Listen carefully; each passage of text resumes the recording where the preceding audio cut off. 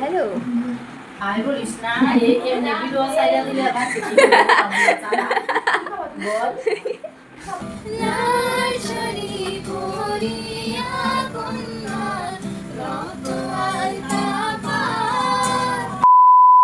আজকের এই দিনটা আমার জন্য খুবই স্পেশাল ছিল গাইস, কারণ আমি বাড়িতে কাজের থেকে এসে দেখি আমার মাসি আর আমার বোনও এসেছিল অনেক বছর পর প্রায়। তো এরপরে আমরা যা করলাম পুরো ভিডিওটা দেখো, নাহলে তোমরা মিস করে যাবে।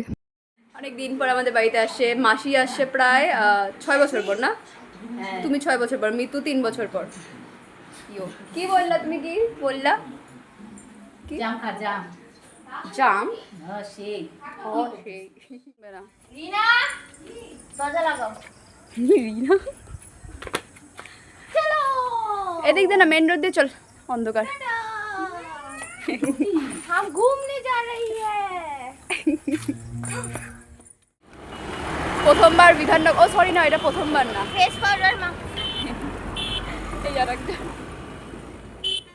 আর সিরিয়াসলি বলতে গাইস, ওদেরকে নিয়ে বেরিয়ে তো পড়লাম রাত্রেবেলা, কিন্তু আমার মাথায় ঘুরপাক খাচ্ছিল যে এবার আমি ওদেরকে নিয়ে যাবোটা কোথায়। তারপর মনে পড়লো আমার তো ফেভারিট ক্যাফে আছেই, তো ওদেরকে নিয়ে ওই ক্যাফেটাতে যাই, সাথে আমি আমার বন্ধু আর বান্ধবীদের সঙ্গে পরিচয় করে দিব। তারপর আমি আমার ফ্রেন্ডসদেরকে কল করলাম যে আয়, অনেকদিন ধরে তো দেখা হচ্ছে না, দেখা হয়ে যাবে, আর আমার বোনদের সঙ্গে পরিচয় করিয়ে দিব। তো ওরা আসার পর রাতটা আরো বেশি জমজমাট হয়ে গেছিল, কারণ আমার যে বান্ধবী আছে ও খুব ভালো সিঙ্গার, সাথে গিটারিস্টও। আর এই যে গিটারটা ও বাজাচ্ছিল, এটা ওর না, ওটা হচ্ছে আমার বন্ধু। আর আমার বন্ধু যে আছে ও আপাতত শিখছে, এখন ও প্রপার পায় না, ও এখন গিটারটা শিখছে। তো আমরা সবাই বাইরেই আড্ডা দিচ্ছিলাম, তো হঠাৎ করে বৃষ্টি স্টার্ট হয়ে গিয়েছিল, যার জন্য আমরা ভিতরে গিয়ে বসলাম আবার। ও ভালো একটা গান কর এটার ওয়েদারে, বৃষ্টি নিয়ে গান কর কর কর বললি না, আমি শুনছি কর, বৃষ্টি নিয়ে গান কর। আমি আমাকে বলে না। তো আমাদের অর্ডারটাও চলে এসেছিলো, আর এদিকে আমার বান্ধবী আর আমার বোনু মিলে দুজন মিলে গান করা শুরু করে দিয়েছিল বৃষ্টির ওয়েদার নিয়ে। আর শুধু আমরাই না, আমাদের সঙ্গে যে আদার্স কাস্টমারগুলো ছিল এই ক্যাফেটাতে, তাদেরও ওদের গান খুবই ভালো লাগছিল। একটু বেশি দাও, অনেকগুলো পড়ে গেল, অনেকগুলো পড়ে গেল, বেশি দাও, অনেকগুলো পড়ে একটু বেশি দাও, বেশ বলতে আরো বেশি ভালো হয়। স্পেশাল ডিমান্ড ইনাদের।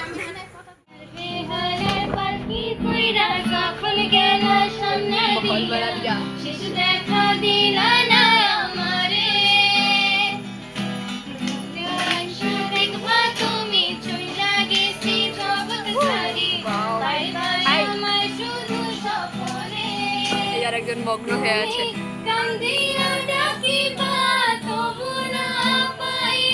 ওয়াও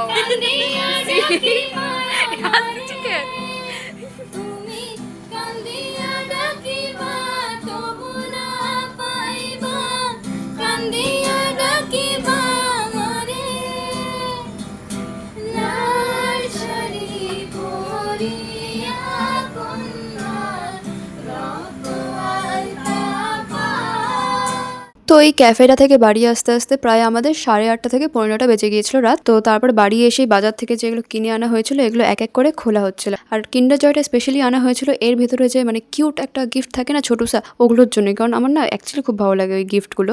আর আমি যা দেখলাম যে আমার থেকে বেশি কিন্ডার জয় লাভার হচ্ছে আমার বোনু, প্রচন্ড ভালোবাসে কিন্ডার জয়। আর কিন্ডার জয়ের ভেতরে যে গিফটগুলো যখন খুলছিল এতটাই খুশি হচ্ছিল যে এর ভিতরে কি থাকতে পারে। আর সবার প্রথমেই একটা আমরা হ্যান্ড ব্রেসলেট পেয়ে গেলাম, আর প্রথমেই ওই ব্রেসলেটটা আমার হাতেই ট্রাই করতে হলো এদেরকে। এমনিতেই আমার হাতটা পাতলু টাইপের, তার উপর এই ব্রেসলেট এগুলো স্যুটই করে না। আমি শুধু নর্মাল একটা ওয়াচ পরি, তাও কি ওটা হচ্ছে বেল্ট করা, যাতে আমি সাইজ মতো করতে পারি।